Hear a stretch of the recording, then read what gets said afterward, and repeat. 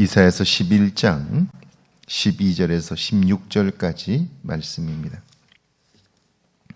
이사야서 11장 12절에서 16절까지 말씀 우리 한 목소리로 함께 봉독합니다. 이사야서 11장 12절에서 16절까지입니다. 함께 봉독합니다.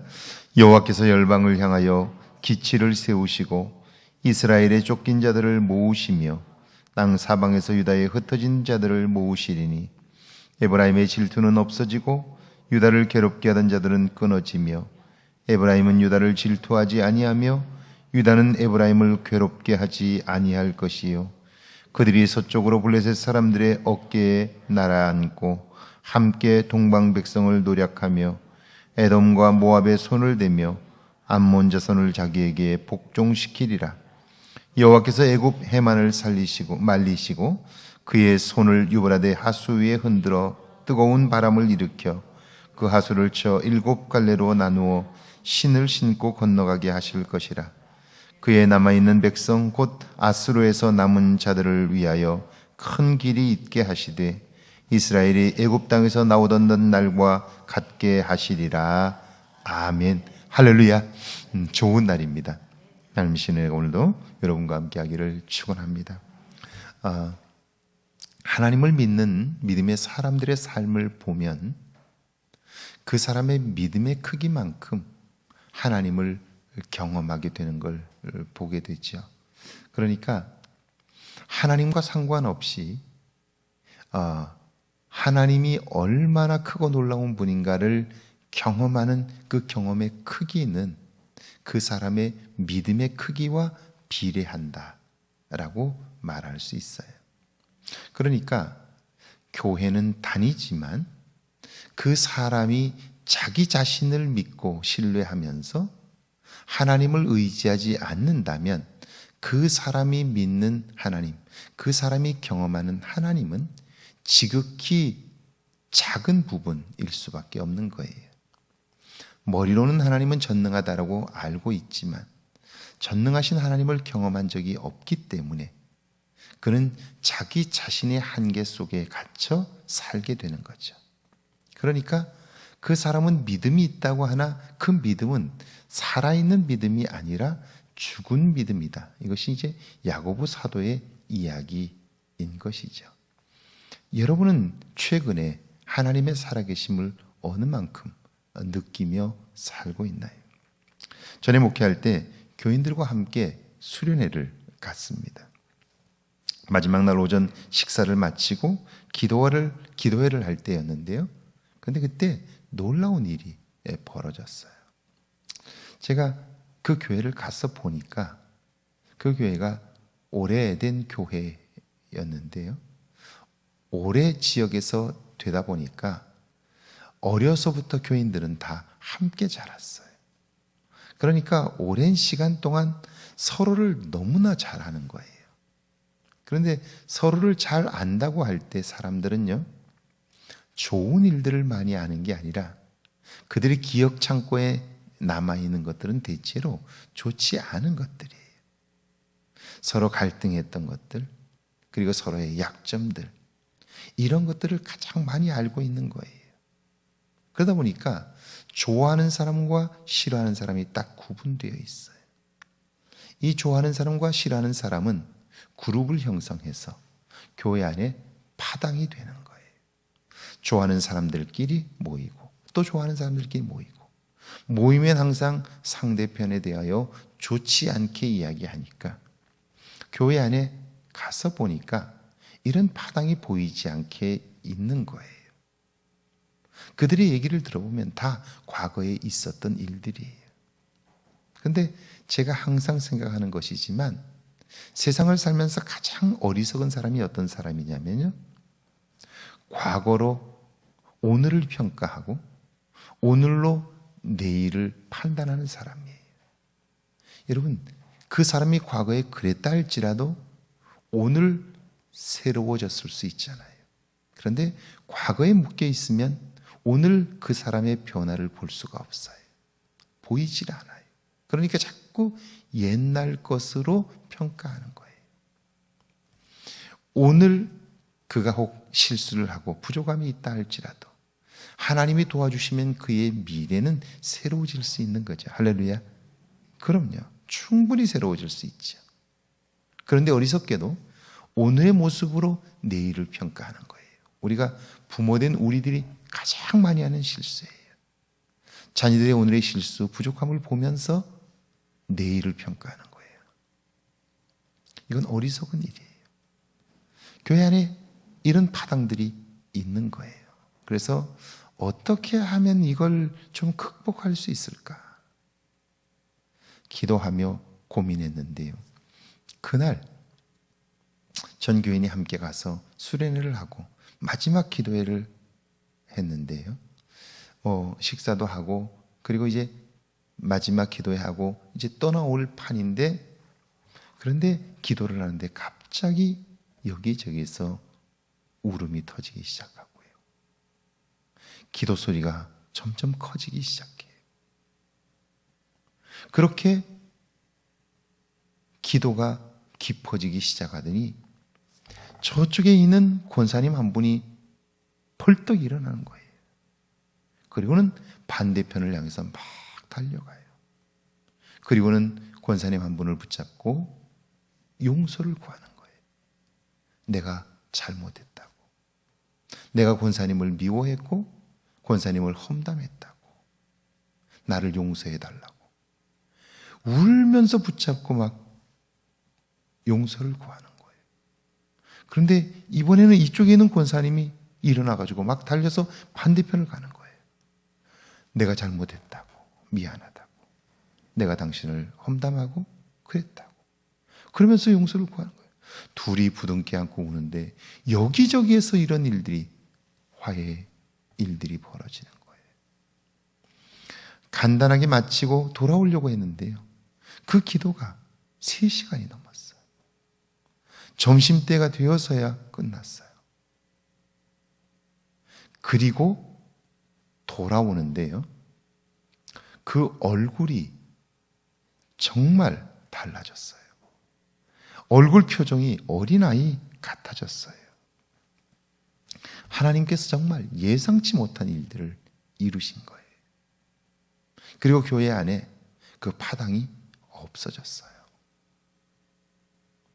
제가 연말이 되면 이거 팀들을 이렇게 구성을 해야 되는데요. 정말 머리가 아파요. 왜냐하면 팀을 구성할 때 이 사람도 들어오고 저 사람도 들어와야 되는데요. 파당이 교회 안에 있으면 팀을 꾸릴 수가 없어요. 한 사람이라도 거기 싫어하는 사람이 들어가면 안 해요. 정말 연말이 되면 너무너무 힘들었어요. 그런데 그날 이후에 그게 없어져 버렸어요. 없어져 버렸어요, 교회 안에. 하나님이 하시면 이런 놀라운 일을 이룰 수 있다 하는 거예요. 12절과 13절에 보면 여호와께서 열방을 향하여 기치를 세우시고 이스라엘의 쫓긴 자들을 모으시고 땅 사방에서 유다에 흩어진 자들을 모으시리니 에브라임의 질투는 없어지고 유다를 괴롭게 하던 자들은 끊어지며 에브라임은 유다를 질투하지 아니하며 유다는 에브라임을 괴롭게 하지 아니할 것이요. 애굽과 아수르에 의해 침공을 받고 노예로 끌려간 유다의 백성들, 그렇게 흩어진 자들을 하나님께서 모으실 것이라 말씀해요. 여러분, 똑똑하다는 사람들은요, 눈앞에 현실밖에 못 봐요. 그러면 그걸로 판단해요. 끝났다는 거예요. 우리는 더 이상 고국으로 못 돌아간다는 거예요. 여기서 이렇게 살다가 죽는다는 거예요. 근데 그렇게 말하는 그 사람이 소망을 가질 수 있을까요? 헛똑똑이에요. 그 사람의 말이 맞을 수도 있어요. 그러나 그가 보는 것은 지금 눈앞밖에 안 되는 거예요. 멀리 보지 못하는 거예요. 그렇게 생각하는 사람은 결코 소망을 가질 수 없어요. 그러니까 그의 말은 항상 절망적인 말들이에요. 그리고 자기 스스로도 변절할 수밖에 없어요. 그러지 않으면 견딜 수 없기 때문이에요. 왜 일제 36년 동안 그렇게 전반부에 목숨을 걸고 항일운동을 했던 분들이 시간이 지나면서 친일 부역을 하게 되었을까요? 이유가 뭘까요? 그것은 눈앞의 현실을 보면서 일본이 망할 것 같지 않은 거예요. 그러니까 변절하는 거예요. 자, 믿음은 눈앞의 현실이 아니라 그 너머를 보게 하고요. 그 모든 일들을 능히 새롭게 하실 수 있는 하나님을 보게 하기 때문이에요. 그 사람은 항상 소망의 말을 할 수 있는 것이죠. 자, 하나님이 어떤 분일까요? 하나님은 회복해 하시는 분이에요. 할렐루야. 많은 사람들이 코로나19 이후에 포스트 코로나라고 그러죠. 포스트 코로나 때에는 새롭게 되고 오늘 이전과는 너무나 다를 것이다. 그러면서 두려워해요. 교회에 대한 위기를 만나기도 해요. 그러나 저는 그때마다 이렇게 생각해요. 코로나 때문에 상황이 달라진 건 분명해요. 그러나 하나님은 똑같으신 분이에요. 할렐루야. 하나님은 조금도 달라지지 않으셨어요. 그러니까 하나님이 세상의 주인이시라면 코로나19 이후라고 할지라도 하나님의 통치하심과 하나님의 함께하심은 변함이 없어요. 그러면 넉넉히 우리는 적응할 수 있고요. 새 일을 이룰 수 있어요. 그런데 악한 자들은요, 그런 하나님의 마음을 알지 못해요. 그들은 여전히 악한 일로 분주해요. 14절에 보면 그들이 서쪽으로 블레셋 사람들의 어깨에 날아앉고 함께 동방 백성을 노략하며 에돔과 모압의 손을 대며 암몬 자손을 자기에게 복종시키시리라. 자, 세상을 가만히 들여다보면요, 선한 사람들이 악한 사람들의 열심을 따라가지 못해요. 악한 자들은 얼마나 열심히 있는지 몰라요.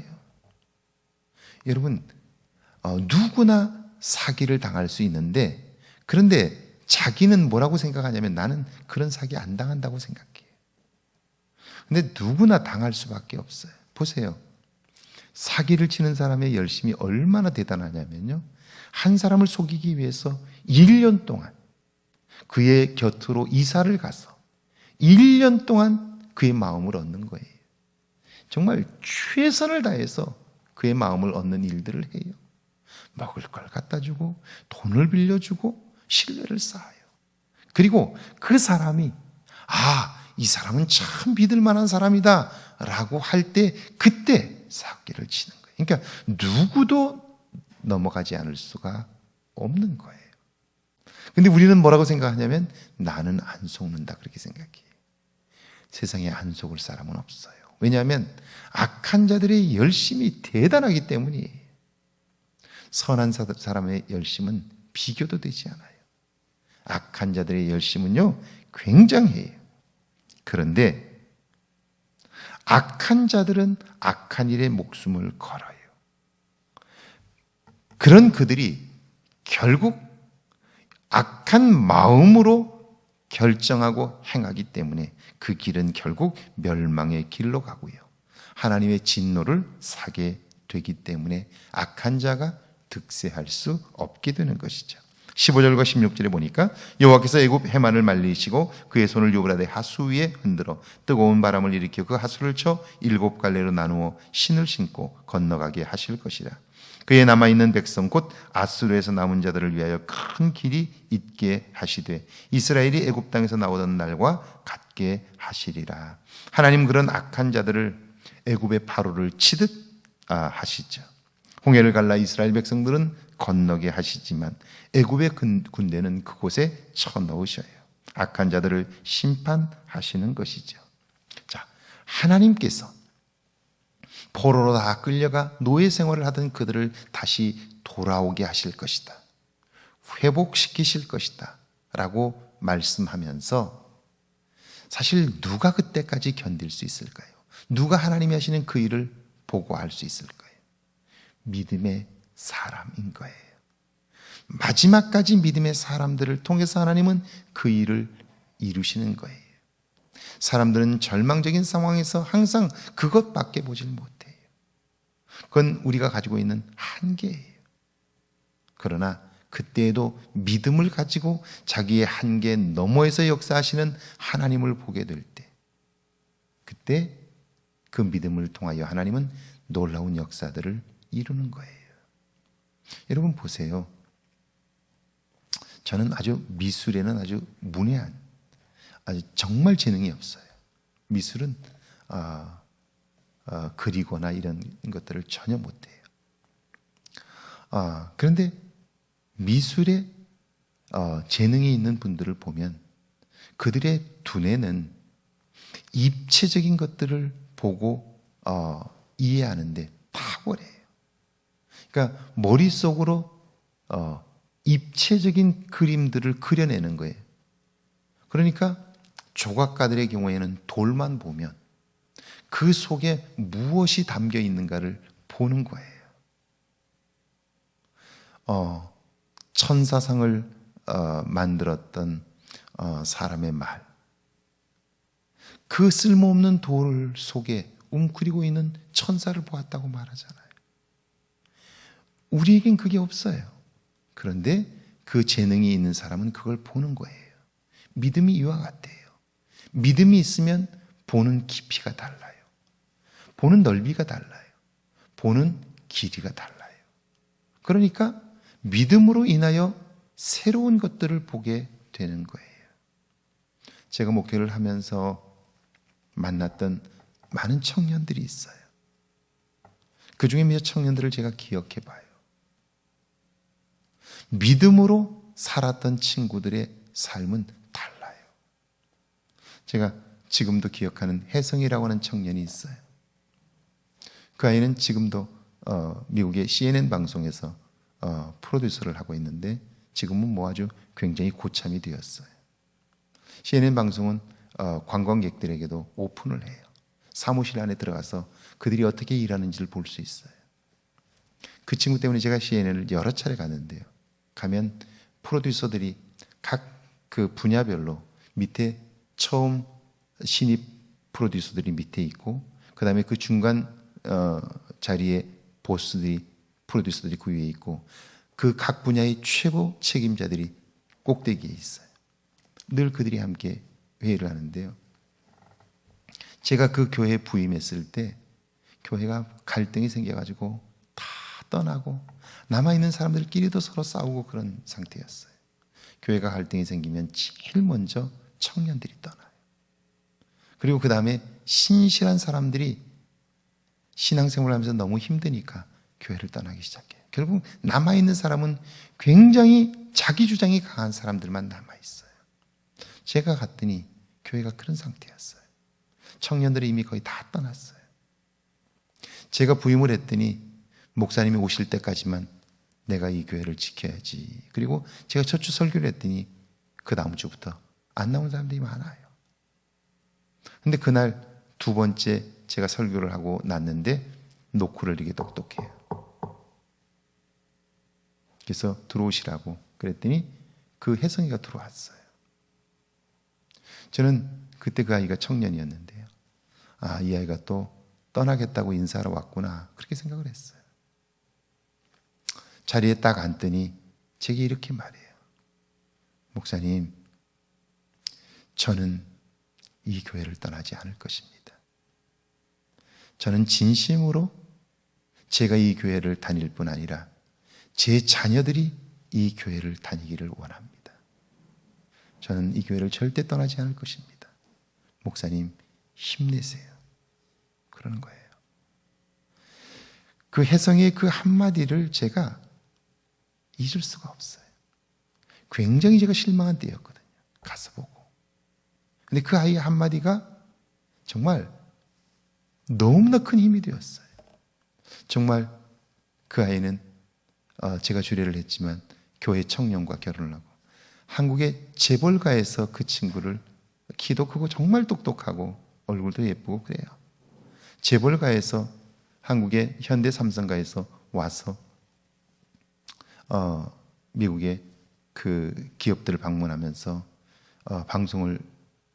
방송국을 찾아와서 보고 그 친구가 이제 안내도 하고 만나고 방송 취재도 하고 그랬는데 며느리를 삼으려고도 그랬어요. 몇 군데서 제안도 있었어요. 단호하게 거절했어요. 그리고 교회 안에 청년과 결혼을 했어요. 제가 주례를 했어요. 지금 정말 잘 살고 있어요. 아이를 셋이나 낳아서 잘 살고 있는데요. 보세요. 그 친구가 다 다 자기 친구들 다 떠났어요. 그런데도 불구하고 혼자 남아서 마지막까지 이 자리를 지키겠다고 그래요. 나뿐 아니라 내 자녀들이. 놀랍게요. 그 이후에 그 아이가 그 자리를 지켜줌으로써 떠났던 청년들, 그 친구들이 다 다시 돌아왔어요. 제가 있을 때 그 청년들이 다 돌아왔고 지금도 그 교회를 지키고 있어요. 다 똑똑한 친구들이에요.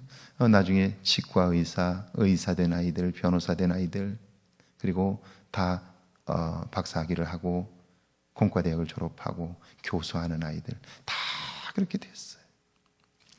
믿음이란 새로운 걸 보는 거예요. 자기 한계 안에 갇혀 있는 것이 아니라 하나님이 하실 일들을 보는 거예요. 할렐루야. 오늘 하루 믿음으로 여러분 자신을 보며 하나님이 하시는 일들을 볼 수 있기를 바랍니다.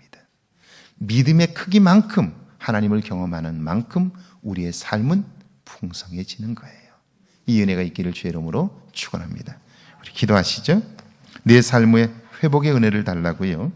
주님이 열어놓으신 길로 나아가게 해달라고요. 함께 기도합니다. 하나님 감사합니다. 저희를 사랑하사 함께 하시고 우리의 삶에 회복되어야 할 것들을 보게 하고 없었습니다.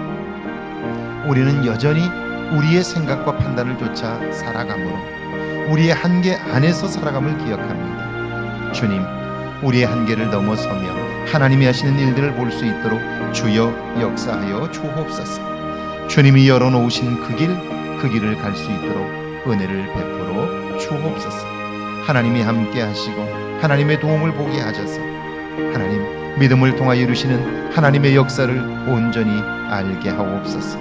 온전히 행하게 하옵소서. 전능하신 하나님 아버지, 진실로 주님 앞에 비옵나니 주님이 도와주옵소서. 주님이 함께해 주옵소서. 하나님께서 도와주시길 원합니다. 하나님께서 함께해 주시길 원합니다. 여호와의 은혜를 베푸시고 하나님 오늘 하루도 믿음을 통하여 하나님의 행하시는 일들을 보게 하시고 하나님께 온전히 맡겨드림으로 우리의 삶을 이끄시는 하나님의 손길을 보게 하옵소서. 주님, 오늘 하루가 우리의 삶의 가장 확실한 날임을 알게 하셔서 오늘 하루 믿음으로 하나님의 행하시는 일들을 보게 하옵소서. 그 일을 이루게 하옵소서.